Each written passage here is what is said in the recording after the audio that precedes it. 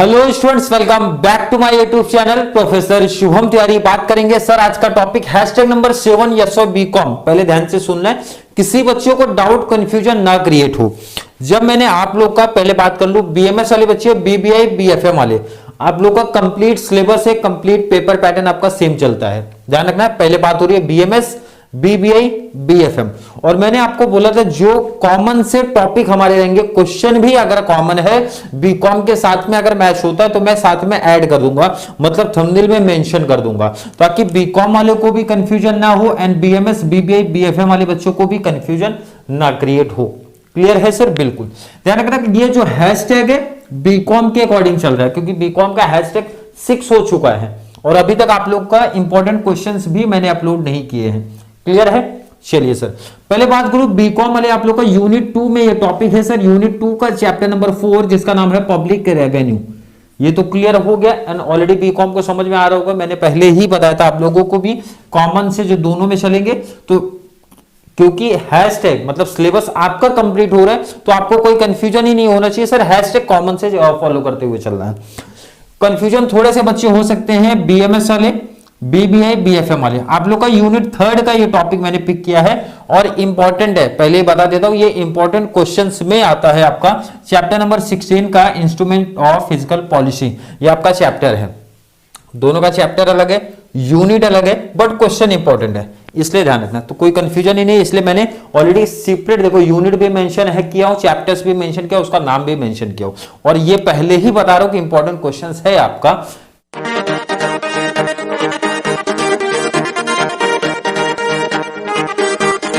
पूछा जाता है सर, क्वेश्चन क्या पूछा जाएगा, क्लियर यहां पे देखो आप हेडिंग, कैनन्स ऑफ टैक्सेशन। पहले तो ये क्या होता है, जब किसी भी, देखो अभी तक आपने थोड़ा सा बेसिक इंफॉर्मेशन पढ़ा कि टैक्स हमारे क्या होते हैं एंड टैक्स में डायरेक्ट टैक्स क्या होता है, इनडायरेक्ट टैक्स क्या होता है, उसके बाद सोर्सेस ऑफ रेवेन्यू के अंडर ये हमारे पार्ट आते हैं सर, डायरेक्ट टैक्सेशन है, इनडायरेक्ट टैक्सेशन। तो सिंपल सा है कि भाई कैनन्स ऑफ टैक्सेशन मतलब होता है जो टैक्स अप्लाई करती है गवर्नमेंट अप्लाई की, चाहे इनकम टैक्स हमारा हो या फिर जीएसटी एक्ट हो। तो देखते हैं जो टैक्स सिस्टम हमने अप्लाई किया ना भाई, अच्छा सिस्टम होना चाहिए, मतलब गुड टैक्स सिस्टम होना चाहिए। किसके लिए सर? टैक्स पेयर के लिए, जो टैक्स पे करेगा उनके लिए, और हमारे लिए जो मीन्स जो टैक्स कलेक्ट करेंगे उनके लिए भी होना चाहिए। तभी तो गुड टैक्स सिस्टम बोल सकते हैं ना कि भाई कितना रेट, कितना अमाउंट, क्या ड्यूरेशन पे पेमेंट करना है, ये सब एक बोलते हैं ना कि एक गुड टैक्स सिस्टम होना चाहिए, मतलब अच्छा सिस्टम आप बना के रखो ताकि किसी को प्रॉब्लम ना हो, ना तो जो पे करने वाला है उनको और ना ही जो रिसीव करने वाला है उनको कोई प्रॉब्लम्स होनी चाहिए। Clear sir? बिल्कुल। चलिए थोड़ा सा डिटेल यहां पे और बात कर लेते हैं। Cannons of taxation describe characteristics of a good tax system. Clear देखो, इसीलिए इंपॉर्टेंट लाइन यहां पे मेंशन हो गया भाई, गुड टैक्स सिस्टम जो हमारा होता है वो डिफाइन करता है, उसका फीचर्स हाईलाइट करता है। कौन सा? हमारा कैनन्स ऑफ टैक्सेशन। आगे थोड़ा सा और डिटेल पढ़ते हैं, बात करेंगे अगर। They relate to administrative aspect of a tax, that means आपका rate, amount, method of levy and collection of tax. मतलब आपका रेट क्या है, कितना अमाउंट आपने टैक्स चार्ज किया है एंड किस मेथड से किया है भाई, और कैसा कलेक्शन आप करने वाले हो। क्लियर है सर? बिल्कुल। जो कैनन्स ऑफ टैक्सेशन था, कितने भाई इसके कैनन्स है, तो ध्यान रखना हर बुक में डिफरेंट दिखेगा, ये पहले मेंशन करता हूं, नहीं तो बच्चे, मेरे पास दोनों बुक है तो बच्चों का डाउट आएगा सर हमारे बुक में इतना दिख रहा है, बीकॉम वाले बोलेंगे हमारे बुक में तो सर 10 दिख रहा है, एंड बीएमएस बीबीआई बीएफएम बोलेंगे सर हमारे क्वेश्चन में ज्यादा भी है, ज्यादा कम हो सकता है, बट मेन जो है आपके 8 है। मेन कितना सर? 8 है। पहला तो जो स्टार्टिंग के 4 है, एडम स्मिथ ने दिया था 1776 में दिया था ये 4। उसके बाद जो हमारे मॉडर्न इकोनॉमिस्ट है इन्होंने 4 दिया और बाद में ऐड होते गया। तो आपको एग्जाम में ध्यान रखना कि ये 8 लिखना कंपलसरी है, बीकॉम वालों को भी, बाकी जो रिमेनिंग हमारे बच गए बच्चे, ये 8 लिखना कंपलसरी है, 8 पहला ही लिखना है। एडम स्मिथ ने जो दिया सर 1776 में, कैनन ऑफ इक्विटी दिया है, कैनन्स ऑफ सर्टेनिटी दिया है, cannons of economy, canon of convenience, 4 है, याद रख लेना। कौन से ईयर है वो इंपॉर्टेंट है, याद रख लेना। क्या होते हैं डिटेल से बाद में बात करेंगे, शॉर्ट में मैंने लिख के रखा है ऑलरेडी, जो मैंने लिख के नोट्स रखा है साथ में ऐड करते हुए चलूंगा, थोड़ा सा रीड कर लेना। जो हमारे मॉडर्न इकोनॉमिस्ट है उन्होंने क्या क्या दिया सर, कैनन ऑफ प्रोडक्टिविटी दिया है, कैनन ऑफ इलास्टिसिटी दिया, canon of simplicity and canon of diversity. Clear है? चलिए बात करते हैं एक एक कैनन की बात करेंगे। कैनन ऑफ इक्विटी बोल रहे हैं कि भाई पहला तो जो टैक्स आप चार्ज करते हो, क्या टैक्स किसी के ऊपर जब अप्लाई करते हो तो उसकी एबिलिटी के अकॉर्डिंग आपको टैक्स चार्ज करना है। ऐसा नहीं कि आप इक्वल चार्ज कर दो टैक्स। टैक्स अगर इक्वल चार्ज कर दिया जाएगा तो प्रॉब्लम हो जाएगा भाई कि जो अमीर लोग हैं उनके लिए तो इजी है, टैक्स इजी पेमेंट करेंगे, बट जो हमारे गरीब हैं तो वो कैसा पेमेंट करेंगे, या फिर मिडिल क्लास फैमिली जो है वो कैसा पेमेंट करेगी। तो मतलब यहाँ पे गुड टैक्स सिस्टम, आप अच्छा टैक्स सिस्टम कब अप्लाई कर सकते हो, जब हम सर सामने वाले के ऊपर, जैसे हमारा जो डायरेक्ट टैक्सेशन चार्ज होता है, जिन बच्चों को पता है थोड़ी बहुत इंफॉर्मेशन, या फिर टीवाई में तो डायरेक्ट टैक्सेशन आप पढ़ते हो, बट इतना तो आइडिया होगा सर, जिसकी इनकम आपने सुना होगा, अगर आपको टैक्स रेट भी नहीं पता तो इतना तो एक आइडिया होगा सर, जिसकी इनकम अच्छी होती हो ना वो डायरेक्ट टैक्स पे करते हैं। तो यही टैक्स का सिस्टम है भाई, जो अच्छी इनकम कमाएगा वो टैक्स भरेगा, टैक्स मींस पे करेगा। और जिनकी अच्छी इनकम नहीं है, मिडिल क्लास फैमिली है या फिर भाई लोअर क्लास फैमिली में आते हैं, इनकम अच्छी नहीं है सर तो नहीं पेमेंट करना है। तो हमारी गवर्नमेंट ने क्या किया, एक बहुत अच्छा सिस्टम दिया है कि भाई टैक्स उनकी एबिलिटी, उनकी कैपेसिटी के अकॉर्डिंग क्या किया, उन्होंने चार्ज किया। कौन सा कैनन फॉलो करते हुए sir, canon of equity. Simple short line में लिखा हूं, ये सिर्फ आपको समझाने के लिए लिखा गया कि आप इजी में समझ जाओ क्या बोलना चाहते हो सर।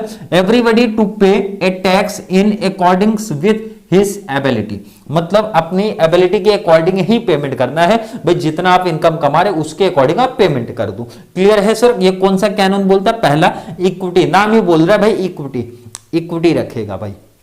क्लियर है सर। चलिए बात करेंगे सर कैनन ऑफ सर्टेनिटी। अब जिस बच्चों को, जिन्होंने ऑलरेडी जीएसटी रिटर्न या फिर जीएसटी या फिर इनकम टैक्स मतलब सीए के अंडर जॉब करते होंगे तो उनको पता होगा सर कि हमारा ड्यू डेट आता है, आपने देखा होगा जीएसटी का ड्यू डेट आता है, मतलब ना बोले कभी भी नहीं होना चाहिए भाई, उसका एक टाइम होना चाहिए कि भाई इस टाइम पे आपको टैक्स पेमेंट करना है, मतलब ऐसा नहीं कि कभी भी पेमेंट कर दूं। इसके लिए वो क्या देते हैं, गवर्नमेंट हमको क्या देती है सर, ड्यू डेट, और ड्यू डेट के बाद अगर हम पेमेंट करते हैं तो क्या लग जाता है सर, हमारा पेनल्टी लग जाता है। इसीलिए सेकंड बोला गया कैनन ऑफ सर्टेनिटी, बोल रहा है भाई आपका टाइम फिक्स होगा, कितना टाइम और कितना अमाउंट या फिर रेट आप बोल सकते हो, कितने रेट पे आपको पेमेंट करना है वो भी फिक्स करना पड़ेगा। एंड क्या उसका ड्यूरेशन है, ये सब क्या रखना पड़ेगा सर, फिक्स रखना है। कभी भी नहीं पेमेंट करना है, ना पेमेंट करेंगे ना फिर एक्सेप्ट करेंगे। आपको जो टाइम पे दिया जाएगा, जिस मेथड में दिया जाएगा उस तरीके से आपको पेमेंट करना है। और आज के टाइम पे अभी क्या कर दिया गया, सब ऑनलाइन कर दिया गया है कि भाई ऑनलाइन अगर आपको नॉलेज है टैक्स सिस्टम की, चाहे आप जीएसटी या फिर इनकम टैक्स का, आप खुद से पेमेंट कर सकते हो, ये भी गवर्नमेंट ने रख दिया है।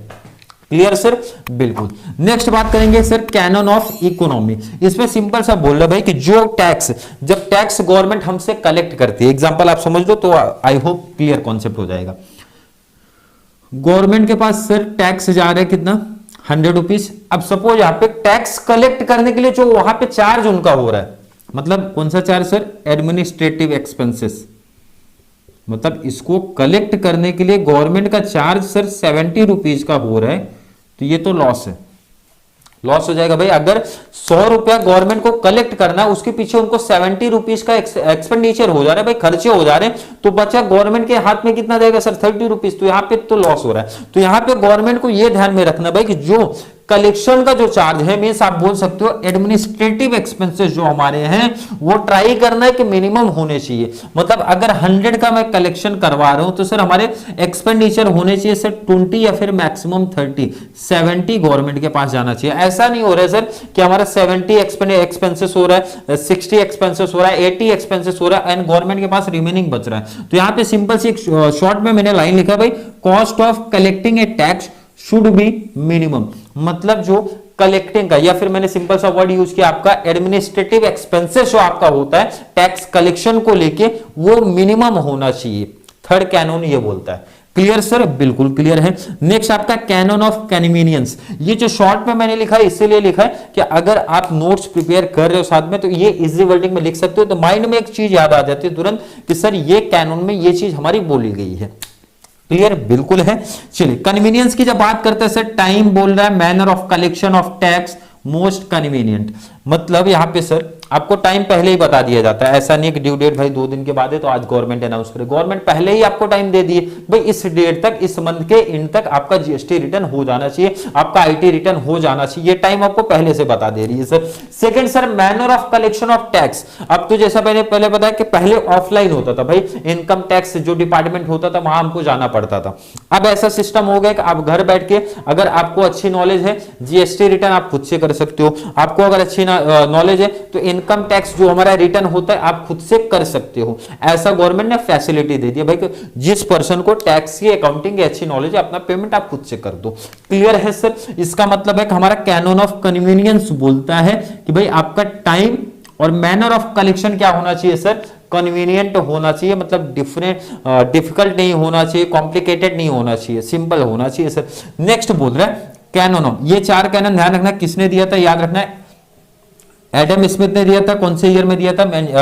याद रख लेना 1776 में। और इनको साथ में पहले आपको रखना है, पहले यही 4 को लिखना है, इसी ध्यान रखना, पॉइंट्स आगे पीछे कर दो बट ये 4 साथ में लिखना। क्लियर है सर? बिल्कुल। चलिए नेक्स्ट बात करेंगे कैनन ऑफ प्रोडक्टिविटी। नाम मेंशन कर रहे हैं, देखो कैनन ऑफ प्रोडक्टिविटी। पहले लाइन पढ़ ली तो क्या बोले, tax must be productive and cost effective. Government को क्या करना है, गवर्नमेंट जिस एरिया से, जिस इंडस्ट्री से, जिस सेक्टर से, आप कोई भी पॉइंट ऑफ व्यू समझ लो, जहां से टैक्स कलेक्ट कर रही है, तो गवर्नमेंट का भी ये ऑब्जेक्टिव हो रहा है भाई कि यहां से हमारा टैक्स रेवेन्यू सबसे ज्यादा, मतलब टैक्स की इनकम हमारी ज्यादा आ रही है, तो हम उनके लिए कुछ डेवलपमेंट करें ताकि उनकी प्रोडक्टिविटी इंक्रीमेंट होना चाहिए, डिक्रीज नहीं करना भाई, ऐसा एक्सपेंडिचर नहीं करना कि उनकी प्रोडक्टिविटी डिक्रीज हो। हमको ऐसा एक्सपेंडिचर करना है, उस एरिया को डेवलप और कर दें, जो फैसिलिटी उनको चाहिए, मतलब हमको ट्राई करना सर ऐसा मैक्सिमम फैसिलिटी उनको प्रोवाइड करूं ताकि उनका प्रोडक्टिविटी लेवल क्या हो जाए सर, हाई हो जाए एंड उनका कॉस्ट इफेक्टिव हो। क्लियर? आई होप बच्चों को समझा मैंने क्या बोला। मतलब गवर्नमेंट को ये ध्यान में रखना है कि जो उनकी इनकम आ रही है, टैक्स के थ्रू जो इनकम आई, जिस सेक्टर से आई, जिस इनकम से आई, जिस एरिया से आप बोलो, मतलब कैसा भी आप समझो कि तू अपना जहां यहां मींस इस एरिया से हमारी ज्यादा इनकम आ रही, तो हमको ध्यान में रखना भाई यहां पे ऐसे एक्सपेंडिचर करना है कि जिससे इनकी प्रोडक्टिविटी क्या हो सर, इंक्रीमेंट होनी चाहिए। ये पॉइंट बोल रहा है sir canon of productivity. Clear है सर? बिल्कुल क्लियर है। चलिए बात करते हैं कैनन ऑफ इलास्टिसिटी। नाम बता रहा है सर इलास्टिक नेचर का होना चाहिए। इसका मतलब sir rate of tax can be changed, मतलब रेट ऑफ टैक्स चेंज कर देना चाहिए, चेंज कर देना नहीं चाहिए, चेंज करना है। कैसे सर?